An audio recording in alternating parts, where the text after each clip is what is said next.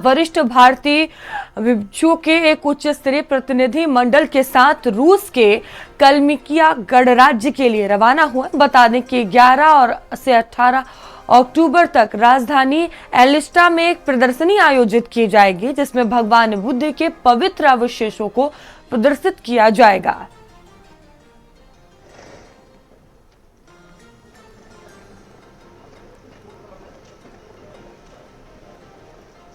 तो रूस के लिए केशव प्रसाद मौर्य रवाना हुए। तस्वीरें भी देखिए सामने आई हैं, जहां भगवान बुद्ध के पवित्र अवशेषों के संग रवाना हुए हैं। तो विशेष प्रदर्शनी का आयोजन किया जाएगा और उसी के लिए देखिए रूस के लिए रवाना हुए। ये तस्वीरें भी सामने आई।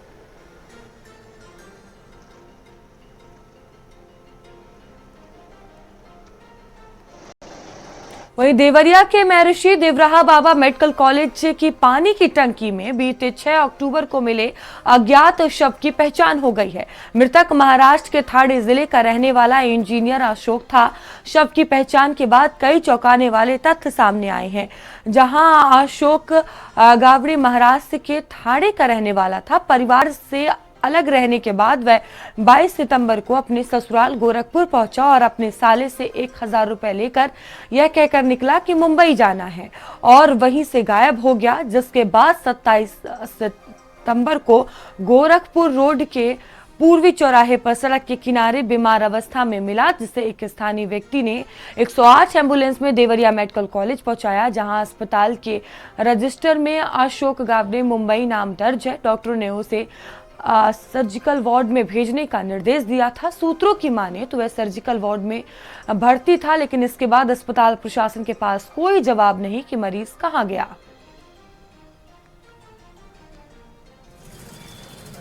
केमिकल इंजीनियर थे बाय प्रोफेशन।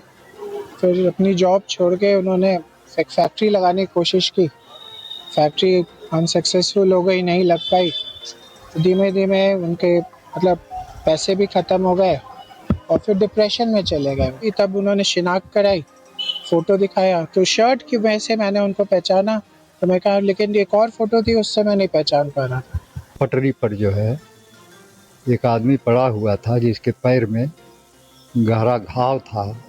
तो एम्बुलेंस को फ़ोन किया गया और एम्बुलेंस वाले कहे कि ठीक है आप वहीं रोड पर रहिए, हाथ दे दीजिएगा जब हम आएंगे। तो वो कहे कि अरे इसको तो कई बार हम लोग ले गए हैं, ये दवा नहीं कराता है, चला आता है।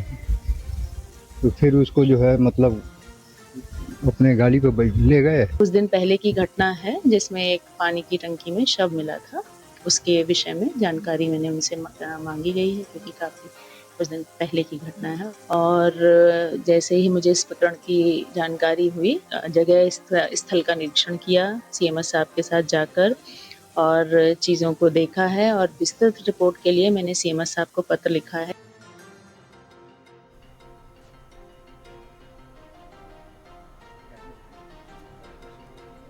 तो देखिए इंजीनियर की मौत का ये पूरा मामला है और कई एंगल से मामले में जांच पड़ताल की जा रही है, जहां इस पूरे मामले में पुलिस काफी तेजी से जांच पड़ताल कर रही है। लापरवाही या हत्या, इसको लेकर बड़ा सवाल है।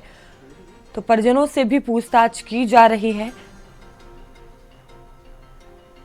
तो मेडिकल कॉलेज की दीवारों में कई जो राज हैं वो सामने आ सकते हैं।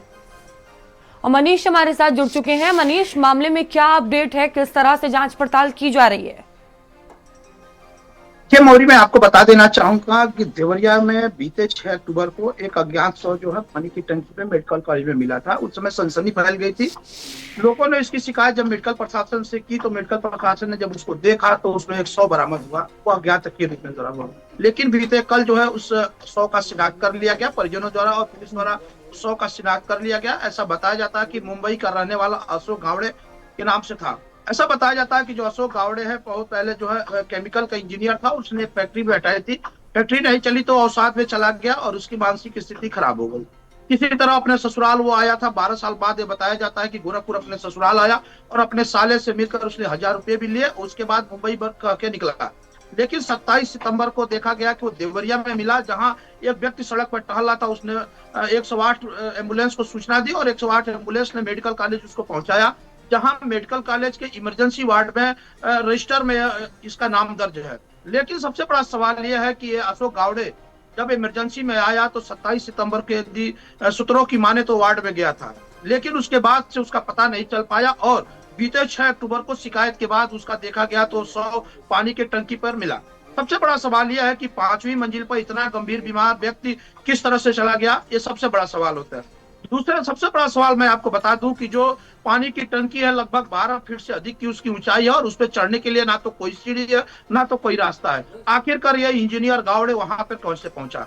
तीसरा सवाल यह खड़ा होता है कि पानी टंकी पर एक जो उसका ढक्कन बनाया गया था उस ढक्कन को खोल के नदी कैसे गया और उसके बाद ये बताया जाता है कि वो ढक्कन भी बंद था। तो कई सारे ऐसे सवाल खड़े होते हैं, मेडिकल कॉलेज के ऊपर सवाल खड़े होते हैं कि आखिरकार ये हत्या है या आत्महत्या, ये सबसे बड़ा सवाल खड़ा होता है। लेकिन ये मेडिकल कॉलेज प्रशासन की लापरवाही माने या कोई साजिश, ये सबसे बड़ा सवाल खड़ा होता है। लेकिन मेडिकल प्रशासन का कोई भी अफसर इस पूरे मामले पर बताने को तैयार नहीं है कि आखिरकार यह जो इंजीनियर गावड़े था वहां पर कैसे पहुंचा। ये सबसे बड़ा सवाल और मेडिकल मनीष, कॉलेज इस के पूरे ऊपर मामले खड़ा में होता है। परिजनों का क्या कहना है? परिजन जो है वो किस तरह से इसको देख रहे हैं? क्या उनकी तरफ से हत्या की बात कही गई है? कोई शक जाहिर किया गया है?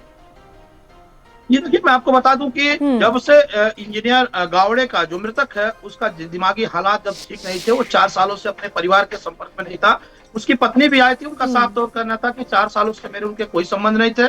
जब उनके साले से बात की गई तो उन्होंने कहा कि 12 साल बाद मुझसे मुलाकात हुई, लेकिन इस तरह की कोई बात नहीं आई, ना तो हत्या ना किसी तरह की वो लोग आशंका नहीं जता रहे हैं और किसी तरह पोस्टमार्टम के बाद वो लोग 100 को लेकर चले गए।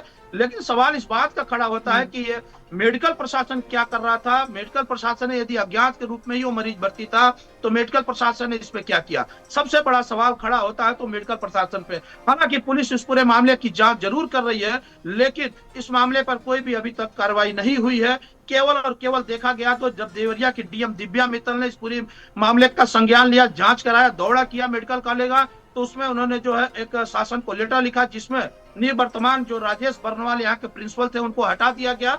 लेकिन यहाँ पे देखा गया कि एटा से रजनी पटेल जो इस समय उनको प्रिंसिपल यहाँ पे नियुक्त किया गया। लेकिन रजनी पटेल इस पूरे मामले पर लगातार देखा जा रहा, निगाहें बनाई हुई हैं और जांच पड़ताल की बात कर रही हैं। वहीं डॉक्टर रजनी पटेल जो यहाँ की प्रिंसिपल है, उन्होंने यहाँ के सीएमएस को पत्र लिखकर एक जवाब मांगा है कि इस तरह का कैसे हुआ, ये व्यक्ति कैसे मेडिकल कॉलेज के पानी टंकी पहुंचा। लेकिन लगातार भारत समाचार ये लगातार सवाल खड़ा कर रहा है कि आखिरकार गंभीर बीमार जिसके पैर में चोट था, गंभीर था, वो 5वीं मंजिल पे कैसे पहुंच गया और 5वीं मंजिल पे बने 12 से 14 फीट की हाइट वाली पानी टंकी पर यह मरीज कैसे पहुंच गया, ये सबसे बड़ा सवाल खड़ा बिल्कुल मनीष, भारत समाचार लगातार सवाल उठा रहा है और मामले में काफी तेजी से जांच पड़ताल भी की जा रही है।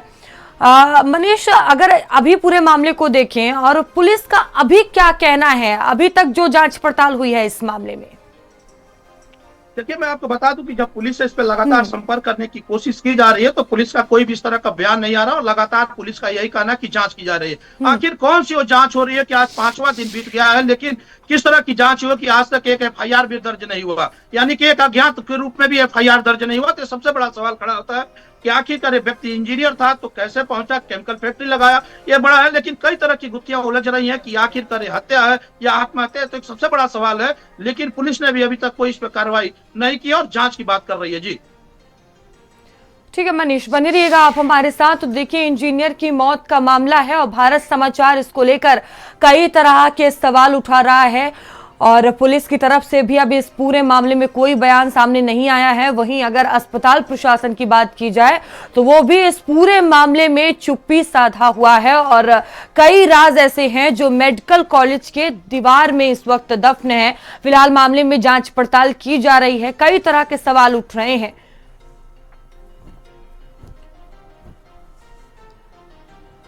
और मनीष हमारे साथ लगातार बने हुए हैं जो कि अपडेट हमें दे रहे हैं। मनीष, अगर अस्पताल प्रशासन की बात की जाए, क्या आपने उनसे बातचीत करने की कोशिश की है? कोई बातचीत हो पाई है? क्या उनका कहना है? देखिए, लगातार भारत समाचार चैनल जो है, भारत समाचार का मैं जा करके वहाँ के अधिकारियों जो मेडिकल प्रशासन के अफसर हैं, चाहे सीएमएस हो और वहाँ के प्रधानाचार्य हो, लगातार बात करने की कोशिश की, लेकिन कोई भी कैमरे पर बोलने को तैयार नहीं है। सारे लोग देखा जाए तो पूरे मामले को दबाने में लगे हुए हैं और मेडिकल प्रशासन का कोई भी अफसर कैमरे पर बोलने को तैयार नहीं था।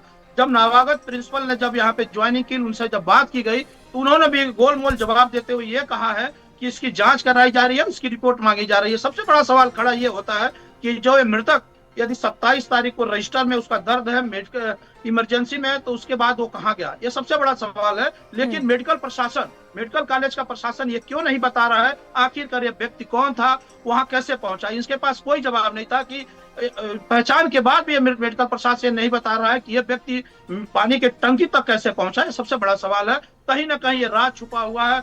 हत्या या आत्महत्या तो जांच का विषय है। पुलिस इस पूरे मामले पर जांच जरूर कर रही है, लेकिन अभी तक 5 दिन हो गए, इस पर जांच कहां तक पहुंची है अभी क्लियर नहीं हो रहा। जी मनीष, बहुत धन्यवाद आपका जानकारियों के लिए। और खबर झांसी से है, जहां बुंदेलखंड यूनिवर्सिटी में बवाल पर बड़ा